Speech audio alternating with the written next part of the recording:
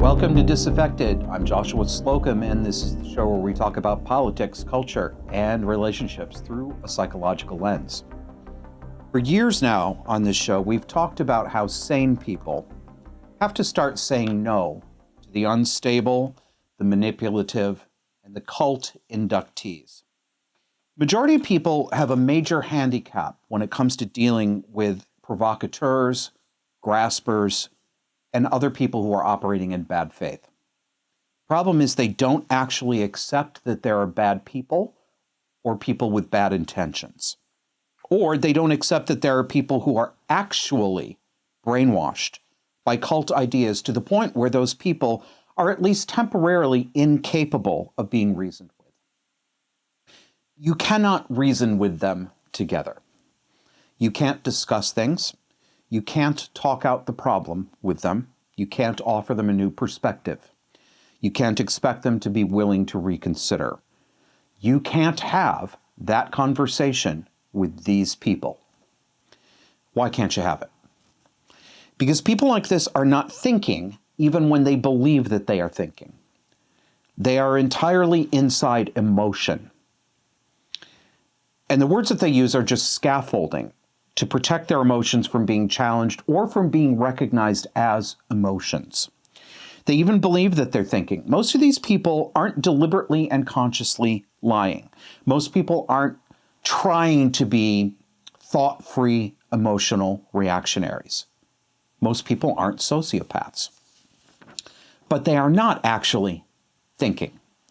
They're feeling and they're flailing. All humans have the capacity to be in this state. It doesn't necessarily mean that one is personality disordered or that one is crazy. It means that one is caught up in a social dynamic or a social context that operates on narcissistic and cult rules. It means that you're in a cult. We, collectively, Americans and Westerners, who have thought of ourselves at any point in our lives as leftists or progressives, have all been fully indoctrinated cult members. I remember one day when my therapist pointed out years ago that I had demonstrated the ability to change my life by, in his words, getting yourself out of the social justice cult. Now, I balked in the moment, taking momentary narcissistic offense. Why? How could you? Me in a cult? Who do you think you're talking to? I stopped myself from reacting that way out loud.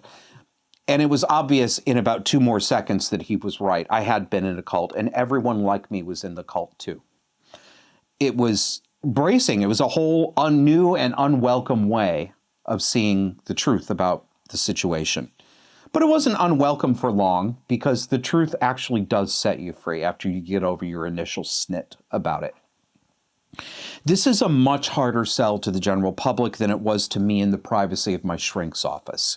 No one wants to believe that they personally could be in a cult. That would mean that they could be fooled utterly, and that they could act that stupidly. It puts our intelligence and our judgment in an unflattering light. It hurts, in other words, but it's true. The general public may never accept it, but it's stark, staringly, obviously true that fully half the country has been in a cult that we call the Democratic Party. Independently minded people and people who are not in cults and who think for themselves can't be made to do any of the following things. They can't be made to all of a sudden believe, overnight, that men are women and also that sex is not real at the same time. They can't be made to feel actual joy at the prospect of a child being chemically or surgically sterilized and mutilated to be reborn like a butterfly Christ into their true and authentic self. That's something only deluded cult members can be made to believe. Stable people don't isolate themselves from their family and from the entire world over a cold virus. Normal people don't torch their relationships with their wives and children because those people don't want a dangerous and unproven injection. Stable people don't support the destruction of constitutional rights for their friends, their neighbors, and themselves, and anybody who won't obey government, medical, or pandemic mandates. cult members don't clap for arson, murder, and assault when black people do it, but then call for lifetime prison sentences for people who merely walked through the Capitol building on January 6th, a building I am at pains to point out that you and I, as American citizens and taxpayers, own. I'm going to put a fine point on that. I'm going to say it again.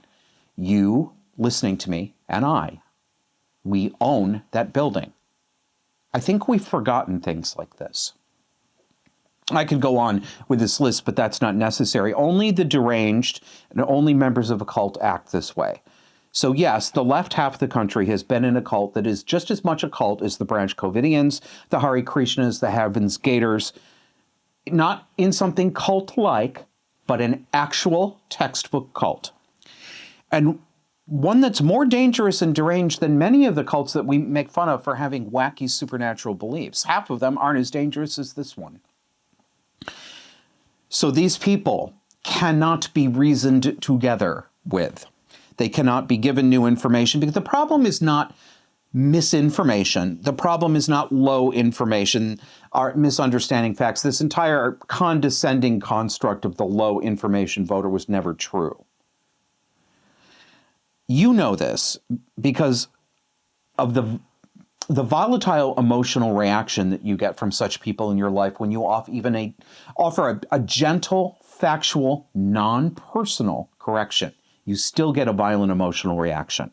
Most people have an overly idealistic view of what humans actually are. They think that everyone deep down is good, except the people outside their tribe. They don't think that they could possibly really know or love anyone who's bad or has bad intentions, or anyone who is weak enough to be temporarily deranged and become a full-fledged cult member. Most people just don't believe I could know that kind of person. This is another way of saying that most humans have an infantile view of human nature and psychology, what a baby thinks about humans. Conservatives have this particularly badly. Contrary to my prior stereotype belief that conservatives were all aggressive ogres, I found that most of them are milquetoasts. They can't defend themselves. They won't defend themselves against unstable and aggressive leftists because they don't recognize the reality that these people are cult members, or in many cases that they are incurably personality disordered. That is, they ain't like you and me, and they ain't ever gonna be like you and me. The left pushes one step over the line, and the conservative backs up, concedes that step over the line, and redraws the line a little bit closer and gives up some of his territory. Just disagree with a civil tongue, he says. This is why the left has steamrolled all Western values, destroyed the sanctity of the family, mocked and derided the virtues of chastity and modesty and humility, why they've made the education system Marxist and communist, and how they've been able to convince adults of putatively ordinary intelligence that penises can be female. But I am surprised, but delighted, to be able to report that the project of saying no to the deranged has begun. I thought I'd never see it. We're going to look at some examples tonight. The Trump administration has clearly gamed this out. They've conferred with each other. They've agreed on a common approach that needs to be used. And they've agreed to present a united front in saying no to gender ideologues, hysterical female politicians and news anchors, and people who believe that being on the left gives them the right to break the law while still punishing the innocent for things that they didn't do. And the left's unhappiness at being told no, well, I feel about it the same way I felt when I read an article in 1996 in the once funny satirical newspaper called The Onion. This article quoted Satan, the Prince of Darkness, in a send-up article describing what it was like when Mother Teresa's soul entered hell. Yes, it's a very naughty article.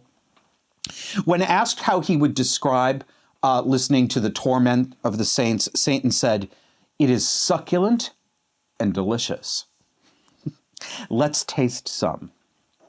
First up is CBS Skeksis Margaret Brennan. This woman is an unparalleled example of head girl syndrome. She princesses about in her pink pantsuits, attempting to mic drop all over mainly male and conservative politicians, but she's not half as clever as she thinks.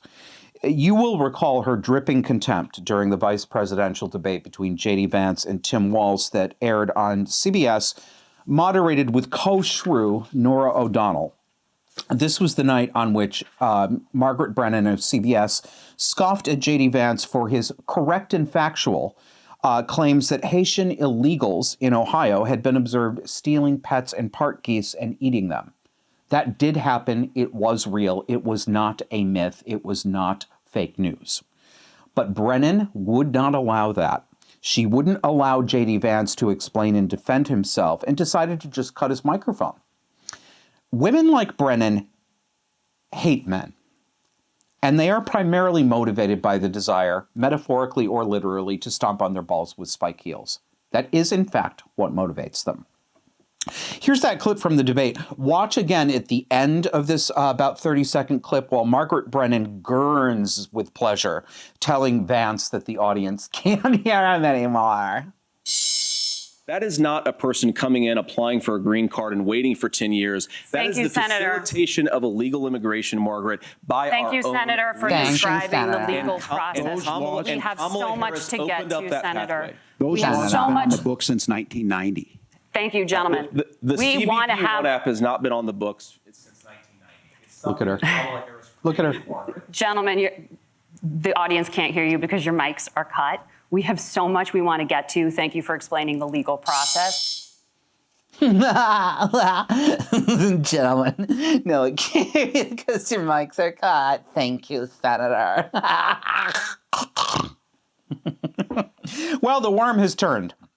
Last week, Margaret Brennan disgraced herself and her network again by claiming on the air that free speech led to the Holocaust in Germany.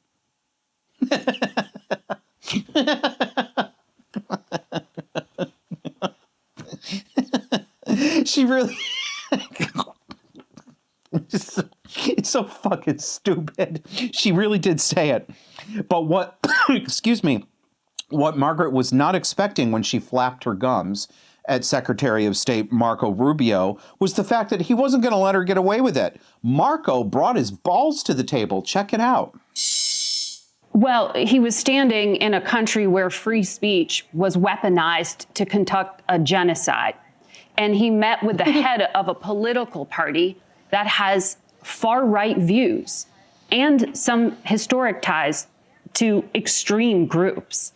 The context of that was changing the tone of it. And you know that the censorship was specifically about the right. No, I have to disagree with you.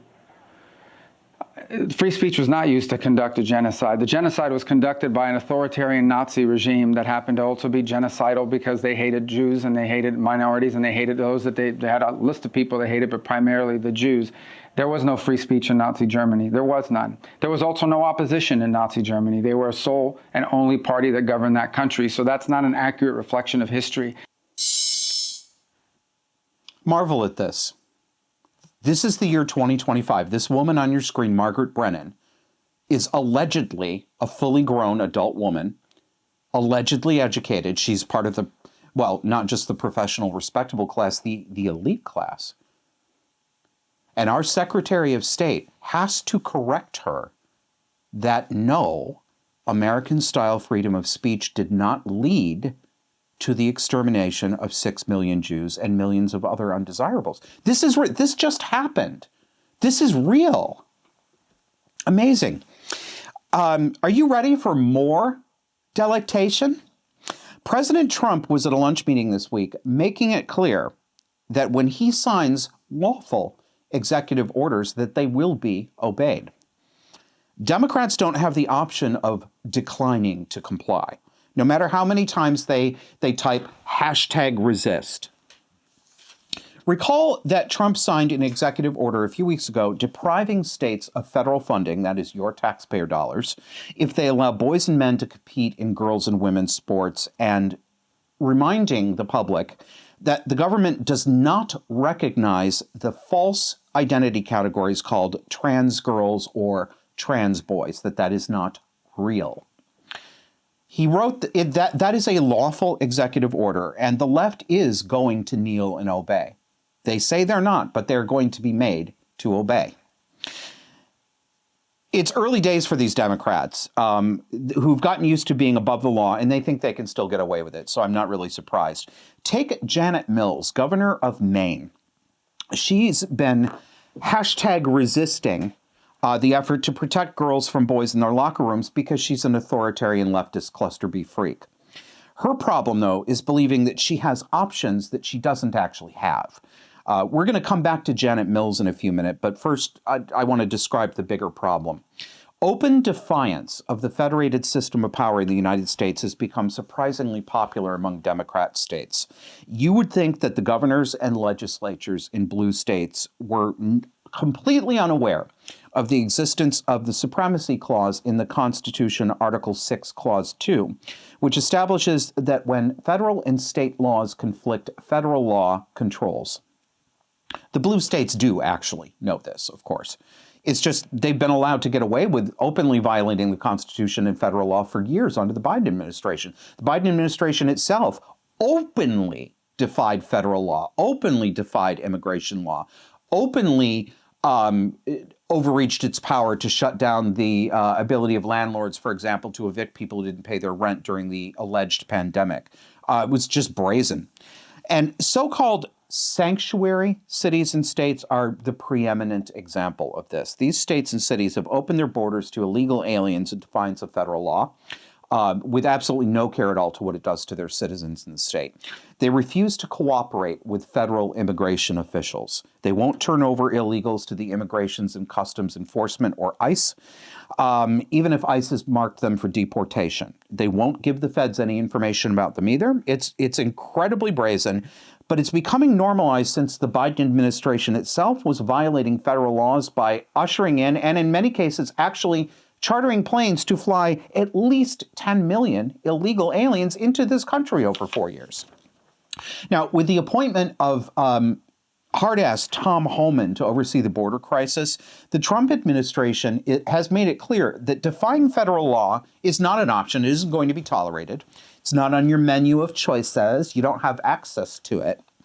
After New Jersey Governor Democrat Chris Murphy openly dared the feds a few weeks ago in an interview, a televised interview. He dared them to come find an apparent illegal who he said was living in his garage apartment. Tom Homan made it clear that he absolutely will arrest and prosecute officials like Chris Murphy. Yes, you can have handcuffs on you. You're not above that. But the message is taking a while to sink in to other Democrat governors. Janet Mills, the governor of Maine, a state that is hell-bent on allowing boys and men to compete in girls' and women's sports as part of their addiction to giving so-called transgender women, which are men, anything they want, regardless of the cost to women and girls or sanity and common sense and decency. Trump has made it clear in executive orders that states that continue this nonsense can expect all of their federal funding to dry up. So during this live meeting, this lunch meeting this week, Trump called Governor Janet Mills of Maine out directly from the podium to her face. She was sitting at one of the tables, asking her if her state was going to comply. Here she is on your screen. Look at her. I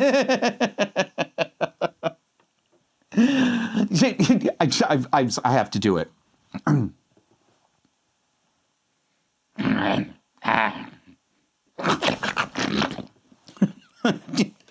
She refused. She said she wasn't going to comply. And Trump laid down the law calmly and firmly to her face. And he said, well, you better do it because you're not going to get any federal funding if you don't. Listen to how she shoots back. SOT 104, please, Kevin. The NCAA has complied immediately, by the way. That's good. But I understand Maine. Is Maine here, the governor of Maine? Well, are you not going to comply with it? I'm complying with state and federal laws. We are the federal law. Well, you better do it. You better do it because you're not going to get any federal funding at all if you don't. And by the way, your population, even though it's somewhat liberal, although I did very well there, Your population doesn't want men playing in women's sports. So you better comply, because otherwise you're not getting any federal funding. See you in court. Every state, good, I'll see you in court. I look forward to that. That should be a real easy one. And enjoy your life after governor, because I don't think you'll be in elected politics. Do you hear? See you in court. See you in court. Shut up, bitch. He will see you in court and he will win. I love it. He's not even fazed by this. You better do it, because you're not going to get any federal funding if you don't. You better comply. Okay, see you in court. I look forward to that. That should be a real easy one. He's not even sweating. It's glorious. This is a masculine approach to feminine bullshit, and it is glorious. That's what I mean when I say that men have to relearn how to tell women no. Now, of course, every villain on the left isn't a woman. That's not what I'm saying. I don't know why I'm saying this, actually, because everybody listening to this knows that, and anyone who's actually upset about this is doing so disingenuously. Their men on the left are just as bad. But the left is a woman's feminized domain. This is woman politics. Unstable woman, not normal woman. But all the bad traits of female skullduggery, that's the culture of the left. That's the politics of the left. The men do it and the women do it. And those guys on the left, they would do well to take a page from a book that their conservative brothers are writing right now. So at any rate, we're going to go to a break. But I remind you that if you need somebody to talk to about the world's insanity, or about the insanity within your own family, your job, your church community, talking with your friends, I'm available for 1 hour coaching and consulting sessions at joshuaslocum.net. Take a look there, and if you don't see a time on my calendar, I've gotten pretty booked up for February. If you don't see a time on my calendar that works for you, using the website, joshuaslocum.net, hit the contact button and send me an email. Remember to tell me your time zone. Remember to tell me where in the world you are, and say, hey, these days are good for me, these times are good for me. I'm happy to accommodate if I can outside my listed hours. So come back and see us for more after the break. Oh, wait, actually, I have one more announcement. I'm trying to train myself to remind you guys of this stuff every week so that more of you get it. We have an upcoming event for paying supporters and members, people who contribute to the show on Substack or Subscribestar. Thank you very much. First Saturday of every month, we have a hangout for a couple of hours online in what we are calling the Sanity Lounge. Sometimes there's a theme, sometimes it's just open conversation, but I'm there. Stephanie Burgundy, who writes about similar topics and has a small community of her own, we all get together and talk with each other. It's a really good time. It's going to happen on, first Saturday in March, so that is March 1st at 12 p.m. U.S. Eastern Time. And the week of, I put up these links on the Substack and the Subscribestar, but only paying supporters can see it. So if you want to get in on it, buy yourself a paid subscription. Well, thank you very much.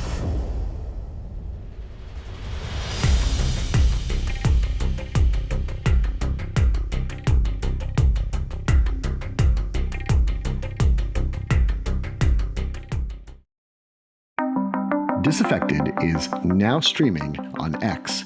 Come with us each Sunday and dare to notice reality. You can find us on X at DisaffectedPod.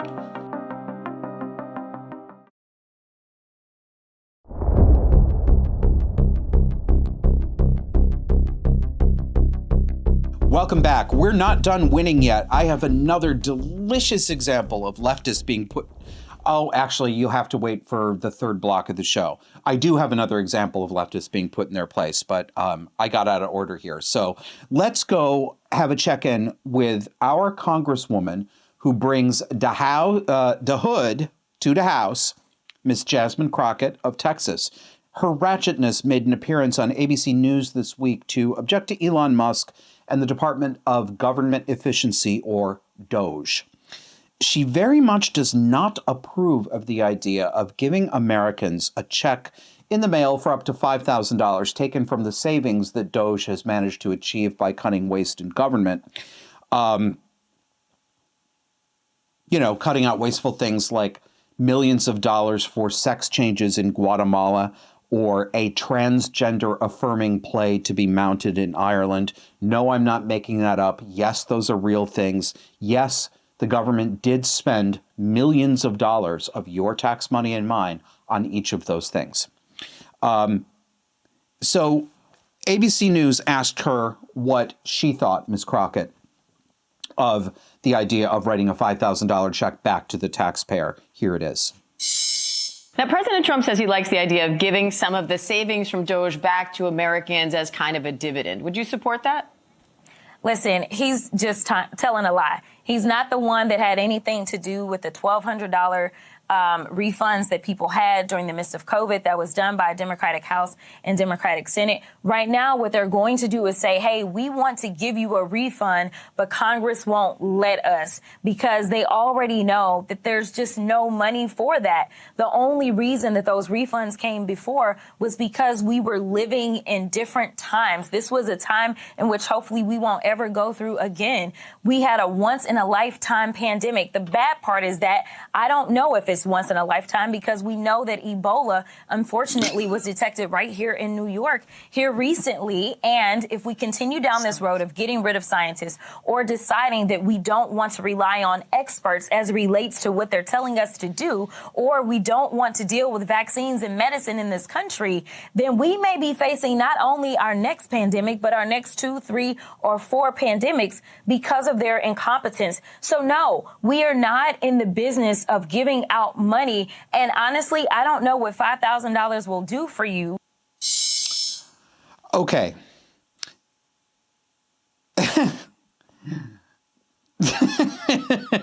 There's no money for that. Oh, but the Democrats had money to send us our COVID relief checks because that was a different time.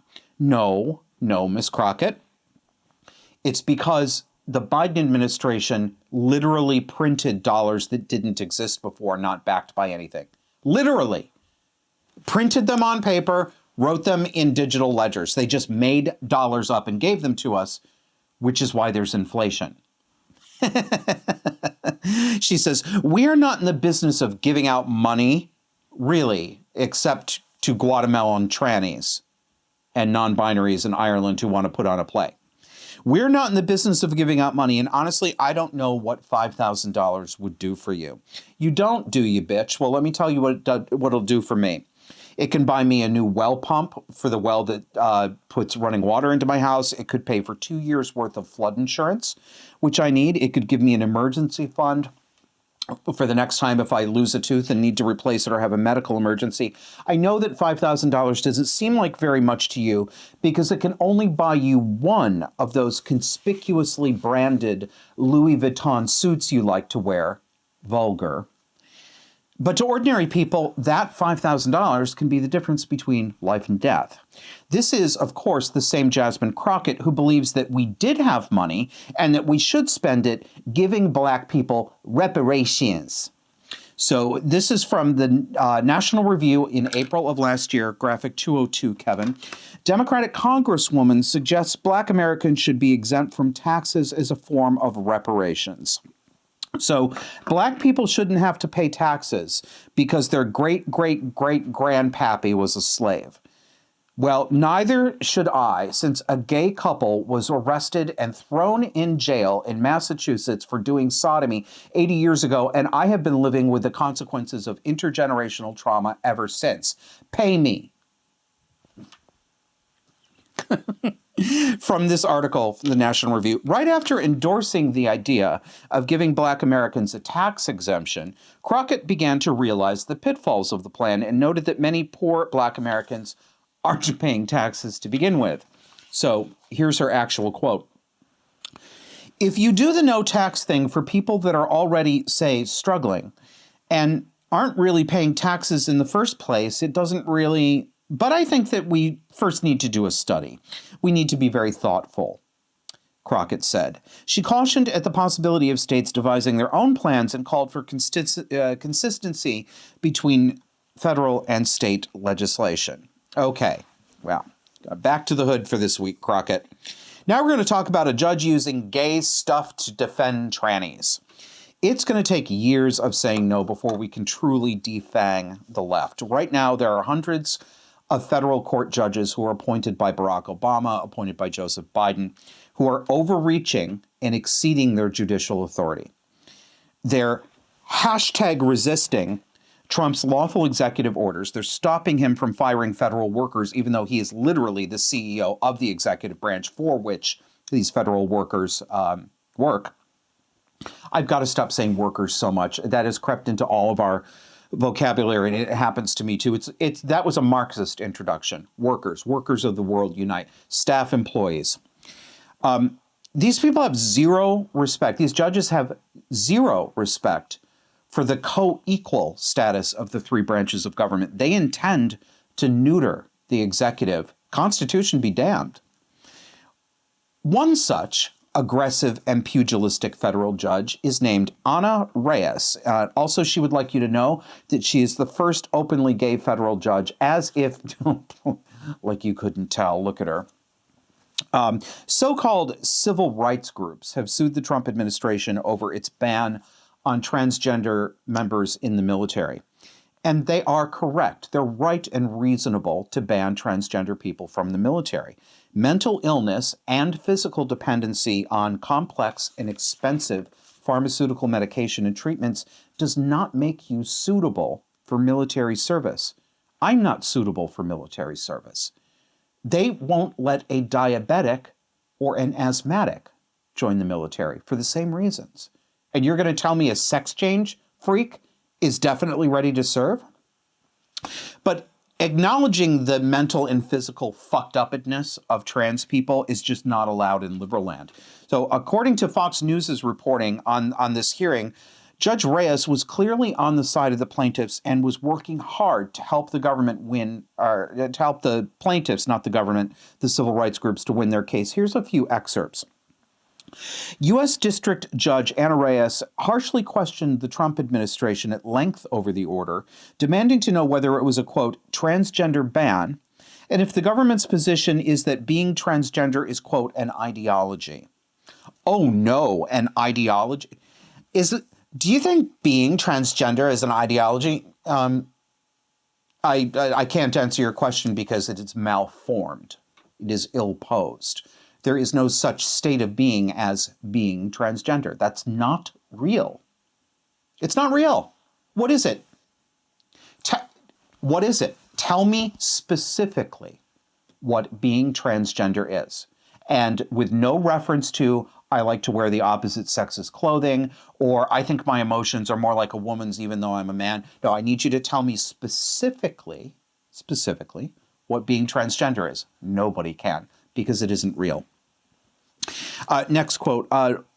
Reyes, a Biden appointee, spent much of the hearing Tuesday asking how the order would be implemented and whether the transgender service members named in the lawsuit would be removed from their roles or separated from their units. Continuing right on to the next one.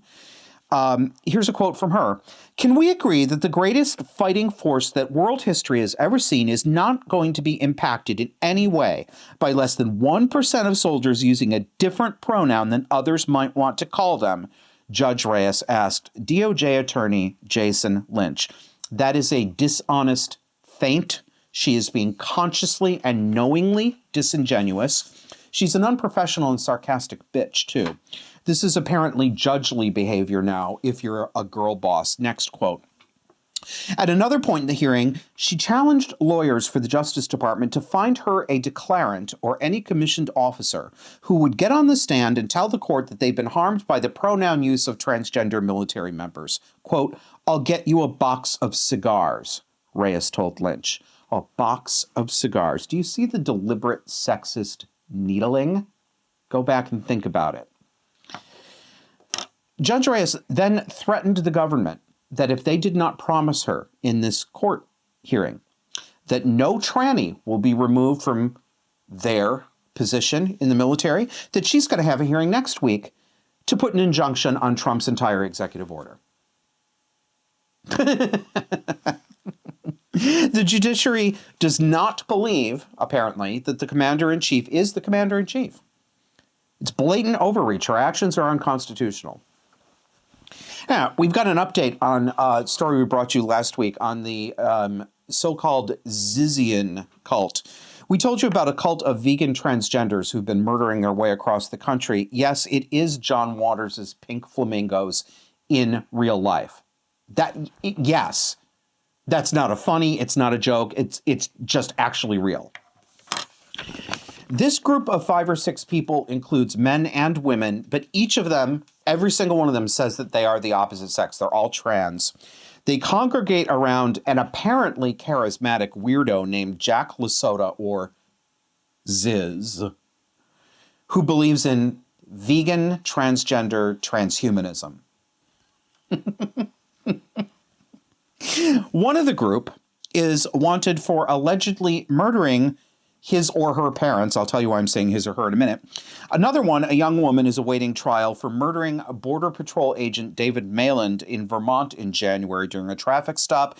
And the leader, Ziz, is also being charged in connection with the murder of the parents of one of this group's members of indeterminate sex. So this update I'm giving you comes from Substack writer Matt Osborne. I recommend his work. He he points out how the media will not dispel confusion because it will not use correct sex pronouns and it will not use pronouns consistently. It won't explain why. It won't explain the rules that it follows when it decides whether to use real sex-based terms or special gender preference terms. Here's a screenshot of the article I recommend from Matt Osborne. He says, in all too many situations where a man has committed crimes and claims a transgender identity, news outlets never explain why they are using female pronouns. That the Associated Press made this nuance clear at all indicates that they are sensitive to the issue. So in this picture you're seeing here, on the left is Michelle Zajko. Last week, I couldn't tell if she or he was a man or a woman, and I still can't because the media won't clarify and the pictures are sufficiently androgynous. And Matt is pointing this out. On the right of your screen is the apparently unbelievably charismatic Jack LaSota named Ziz. The update is that Ziz has been located and arrested and charged along with Michelle for the murder of Michelle's parents in 2023. By the way, the last time Jack LaSota was arrested prior to this current problem, he actually pretended to be dead in his mugshot. That's 211. Kevin, look at him. Oh, sweet sleeping prince. Maybe it's Cluster B. So Matt Osborne, the writer, he sees room for optimism, though. He thinks the press is starting to slowly come around on gender pronouns. Here's what he said. In the Wire Service article, Casey explained that LaSota, quote, used she, her pronouns, and in her writings says she is a transgender woman. In all too many situations where a man has committed crimes and claims the transgender identity, I've read this to you before, news outlets never explain why they're using female pronouns. That the AP made this nuance clear at all indicates that they're sensitive to the issue. I think he's right. I think he is detecting a tiny little bit of movement on this, which is good. We can't have everything overnight. It's time to say thank you to our wonderful sponsor who we had on last week, Anton Van Vuren, who sells his delicious South African-style cured meat at biltongusa.com. Biltong is a method of curing beef or kangaroo or venison or many other exotic meats that you can get from his website with spices and vinegar. It's delicious. In American terms, it is the finest quality gourmet, quote, beef jerky you have ever tasted. And that is actually what people tell me when I give this to them for the first time. They've never had anything this good in this category of food. So if you want to support a family business that supports our show, go to biltongusa.com. Not only do they have cured meat, but they also have a nice selection of imported European groceries and little gifts that you can get. Use promo code JOSH. I think it says JOSH10 on the screen. That may still work. Just use promo code JOSH and you'll get 10% off your order. Come back with us and wrap up the show.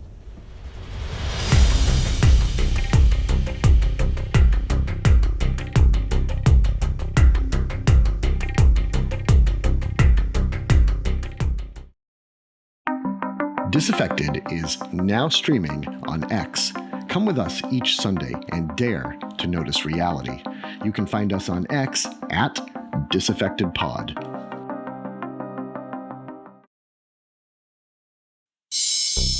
The first person to actually criminally prosecute Donald Trump is a black Harvard grad, the very kind of person that his former staff, the people who worked for him, Stephen Miller, etc., want to never be at Harvard Law School. But he was. And he came out and graduated. He's prosecuting you, Donald. Late breaking news, actually breaking news. Right over here, you can't see it, but we have a teletype machine that goes beep, beep, beep, beep, beep, beep. Actually, no, I was just screwing around on my phone during the break. But we really do have breaking news at 5:35 p.m. as we record this on Sunday, February 23rd. Headline, New York Times, Joy Reid's MSNBC show canceled in major shakeup. Ms. Reid's 7 p.m. program will be replaced by a panel show hosted by three other, Simone Sanders Townsend, Alicia Menendez, and Michael Steele. That sounds like a diversity. Thank you, Kevin, for finding that clip, especially the one where she was wearing her Donald Trump wig. Are you ready for some more winning? I know I am. In a minute, I'm going to show you a clip featuring Deputy Chief of Staff Stephen Miller. As I did with Donald Trump, Steve Bannon, and many others, I made a complete fool of myself online between 2016 to 2018, calling Stephen Miller specifically a very obvious psychopath. If you go online and look for my old posts during that time, you'll find me there hyperventilating and being insufferable and hysterical. So have fun. Well, now I heart him. But since I changed my mind to the opposite about him, that just means I'm a borderline. It's a vibe, whatever. The left is having a very, very hard time accommodating the reality that a conservative electoral sweep happened and that the nation is tilting toward the right. To put it in mental health diagnostic terms that leftists will understand, they appear to have what they're now calling an adjustment disorder. Yes, this is a DSM diagnosis. Apparently, an adjustment disorder is just having a hard time with new things. It's been decades since being a newsman or a reporter was a working class job, and it really shows. Today's TV personality, we call them personalities, are as removed from the concerns of average Americans, normal people, as it is possible to be. When I was in newspapering, I was only in it for 3 years. It was around the year 2000, and I came in at the very, very tail end, the last gasp of working in a newsroom with guys and gals who were just ordinary working class people who didn't go to journalism school and who learned the ropes by doing the job. I was one of them. That's gone now. And more than half this country voted for Donald Trump in this election. And the majority of this country, including some Democrats, is aligned with several of Trump's policies, most importantly, expelling illegal aliens and having the government recognize the reality that there are, in fact, only two sexes. You'd never know it to watch mainstream coverage on NBC, CNN, NPR, in the pages of the New York Times and the like. The writers and on-camera personalities are not only at odds with majority American opinion, they don't even seem to be aware that they are at odds with it. They don't understand. Take CNN's Breonna Keeler, who seems to be personally offended on behalf of numerous federal staffers that Trump has fired or is trying to fire as incompetent, duplicative, or otherwise obstructive to his agenda. Like most people on the left, Keeler seems to be unclear on the fact that a boss has the right to hire and fire subordinates. That's what the word boss means. That's how hierarchies work. She seems to want to suggest that Elon Musk, Trump's pick to head the Doge department, is somehow out of control or acting in ways he's not opposed to. So her guest in this clip we're going to show you, Stephen Miller, takes the nonsense apart right on the air. Check it out and notice how she keeps coming back for another bite of the apple while Miller just sits there calmly smirking and smiling and correcting her in the same tone that you would use for a school child. Chief of Staff for Policy. Stephen, thank you so much for taking time for us. So who is in charge of Doge? The President of the United States. He's the administrator of Doge? No, the Doge is what was formerly U.S. Digital Services. It's an agency of the federal government that reports into the executive office of the president, which reports to the president of the United States. Okay. The way that Article 2 works is a president wins an election, and then he appoints staff, including myself, including Mike Waltz, including Susie Wiles, including Elon Musk, and those staff report to him. Okay, well aware. So Elon Musk a week ago answered a question about transparency at Doge. This is how he spoke about Doge. Here, let's cut here for a minute. Did you could see her face hardening as he needled her? Yes, well aware. No, bitch, you're not. No, you're not. And if you are, then stop acting like you don't understand that bosses can fire people. So Elon's not in charge of Doge? So the president is in charge? No, he's not the administrator. Stop it. Stop it, little girl. Let's roll it more, please, Kevin. Well, we actually are trying to be as transparent as possible. In fact, we post our actions to the Doge handle on X and to the Doge website. So all of our actions are maximally transparent. You hear him there. We post our actions. All of our actions are maximally transparent. Does Elon Musk know he's not in charge of Doge? Again, the president runs the government, then the president appoints advisors, including Elon, including myself, including all the other staff here at the White House, and then those staff, in turn, execute the president's commands and directions to all the agencies of the federal government. This is how democracy works, something that we treasure in America. The whole American people go to the ballot box, they elect the president appoints staff, the staff then administer his orders and directives across the whole U.S. government. Okay, Stephen, I get that, but this is important because we want to talk about who's making the decisions here. There were 300 employees, the National Nuclear Security Administration, you know about this. They were fired. The agency had to rescind those terminations because these were employees who were critical to maintaining the nation's nuclear stockpile. So then who is it making those decisions of which federal employees are terminated? Well, in that case, the Secretary of Energy would be the one. So what you're describing with the cuts in the Department of Energy, those are directed by the Senate-confirmed Secretary of Energy. Okay, so that was the Secretary of Energy's mistake. Well, I wouldn't use the term mistake. I would say that it's pretty standard when you're downsizing government. You make cuts, you assess those cuts, you see who needs to be rehired, who needs to be kept, who needs to be That's not what happened here, though, Stephen. You know that they were rescinded. These aren't normal things. These were terminations that were rescinded.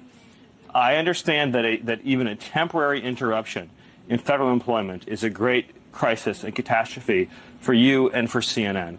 What the American people see is a government that is finally delivering a promise of accountability under President Trump. You want to have a conversation about transparency? Let me ask you a question. Do you have any idea where the $22 billion that the Department of Health and Human Services provided to illegal aliens under Joe Biden is right now? $22 billion with a B. That's enough to provide a free house to every homeless veteran in America. Where's the $22 billion? I don't know. You don't know. Nobody knows. Joe Biden just spent it, and now it's gone. Transparency begins with having an accounting of where every federal dollar is spent. And God bless President Trump for leading this effort. Stephen, it seems like the crisis here had to do Okay, that's enough. That's enough.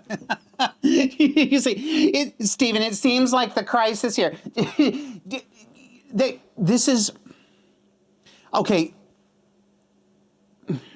A lot of interviews on news are not really interviews. They're not really conversations. We know that. They're setups. They're theatrical in some way. But you're seeing it so blatantly here.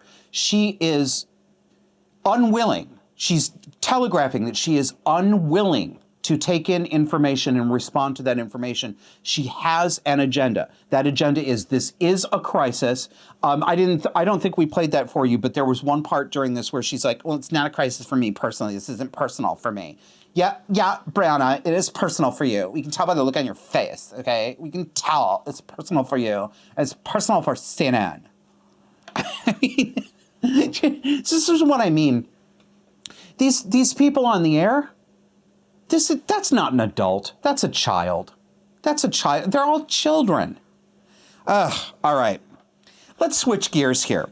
We're going to try out a segment which may become a repeating segment, may even become a spinoff that streams, casts at a different time. And we didn't have time to put together a graphic and branding. We will have that, so I'm going to have to do it for you.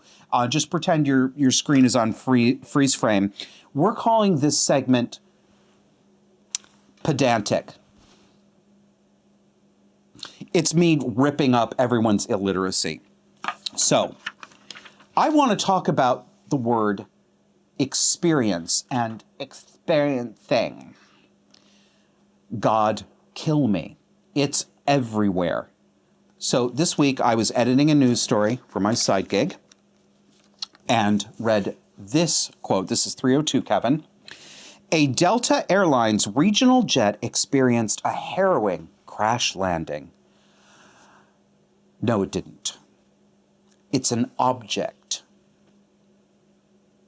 Objects don't experience things. It's a plane that crash landed. The people inside the jet did the experiencing. This is an ongoing problem. I see it in writing and I hear it in spoken word. We attribute now, for some reason, experiences and perceptions and states of mind or feelings to things, inanimate objects, and we ignore the people. It's like no one understands the difference anymore between an object and a sentient person. But actually, I think it's about using language that distances the speaker from what he or she is saying. It's language that allows the writer to avoid saying things directly or to avoid saying things without some kind of buffer words made up of unnecessary fluff. There also seems to be a desire, this has always been the case, but it's acute now in 2025, a desire to make ordinary, mundane events that everyone knows about sound like they're momentous and new. So let me show you. Next graphic, please. Here's two examples of using that sentence. Unnecessary distancing fluff sentence is, a Delta Airlines regional jet experienced a harrowing crash landing. Here's how news writers that I was taught, this is how a real news writer would write it. A Delta Airlines regional jet crash landed at X airport. What's wrong with that? Nothing. There's no reason to describe the landing as harrowing, whether it was the plane or the people who felt harrowed. This plane crash landed and flipped upside down. It is perfectly obvious to everyone reading the story that you could describe this as a harrowing landing. You don't have to tell people. And my other favorite verbal bugbear, community, pronounced community. That is KUH-MEENA-DEE. Community. Here's another example. This actually comes from the same story. First, I'm going to show you the stupid sentence and then one rewritten in normal language. Stupid sentence. The crash has ignited conversation among the aviation community and passengers alike. No, a normal person would have written, the crash has ignited conversation among pilots and passengers alike. See, it even has alliteration. It's more economical and it alliterates. The aviation community, shut up. Shut up. The aviation community. Oh, it gets worse. This one is from a story about a serial killer who was just sentenced in court in Tennessee. 305, please, Kevin. The sentencing marks the end of a terrifying chapter for the Tennessee community as Dotson's crime spanned several decades and claimed multiple victims. The Tennessee community? What the hell is that? I grew up in the upstate New York community. Where are my Pirin tablets? That's enough. All right. This has been Pedantic. let's close up with just a little miniature bit of Potpouri du Moquerie.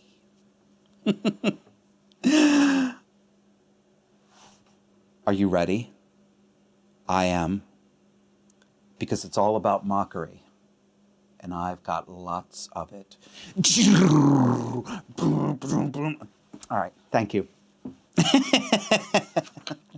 According to Wikipedia, this man we're about to show you is named Hunter Schafer, and he is a transgender actress and model. Let's put that up there. I will read this to you because it's too small on your screen. Hunter Schafer reveals that her new passport now lists her sex as male instead of female, following Trump's instatement. No apologies for the bad grammar. I didn't write this. So here's what Hunter Schafer, who's a transgender actress and model, had to say. I'm not making this post to fearmonger or to create drama or receive consolation. I don't need it. But I do think it's worth posting to sort of note the reality of the situation and that it's happening. I was shocked. I just didn't think it was actually going to happen. I want to acknowledge my privilege, not only as a celebrity trans woman who is white. I pass, and it still happened. No, you don't. And it still happened. No one, no matter how wealthy or white or pretty, you're not pretty, or whatever, is excluded. I don't give a fuck that they put an M for male on my passport. It doesn't change really anything about me or my transness. However, it does make life a little harder. How? I'm pretty sure it's going to come along with having to out myself. I will continue, but I have to break in here. I was just reading an article on Substack about illiteracy and innumeracy among high school students. And it's not just in the poor neighborhoods. It's not just the marginalized. This is also AP students. Wealthy or middle-class students from good, solid, stable homes are actually illiterate, and they're taking advanced placement courses. This is not normal. Let me read this to you again. I'm pretty sure it's gonna come along with having to out myself. That makes no sense. I'm pretty sure it's gonna come along too. It's so frustrating. It's so frustrating because this stuff gets worse every day. It's not little, and these people. I mean, this guy is a ridiculous, freaking narcissistic troon who is in fact posting this for validation and consolation. But I'm not even concerned. I'm not as concerned about that as the fact that this kind of, what is the word I'm looking for? It's like verbal clumsiness, like actually not having a vocabulary, literally not understanding what words mean and how they fit grammatically together. It's just becoming normal. We hear it all the time now. I'll finally finish with this. I'm pretty sure it's going to come along with having to out myself to Border Patrol agents much more often than I would like to or is really necessary, and thinking about other trans women or other trans people who this might be happening to. Again, sentence fragments. These are sentence fragments. Some of them lack a subject, others lack an object, some of them lack a verb. This is not just like rules for the sake of rules. It doesn't make sense. What do you mean? No one do you know what you mean? I don't think so. Well, at any rate, the next one's a little bit funnier without, it doesn't need a grammatical rant. This is a first for Disaffected, a post from Kanye West. When he's not busy bringing his wife to the Grammys presented as a frozen dinner behind transparent microwave film, he can really put out some zingers. First one, 307, he says, if a hermaphrodite only dates women, that's a hermaphrodite.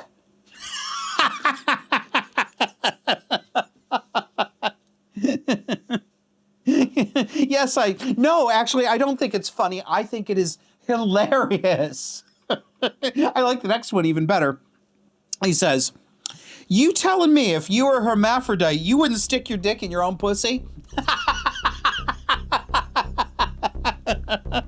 I don't care care how mentally ill he is. He's fucking funny. And whatever that mental illness is, we need more of it.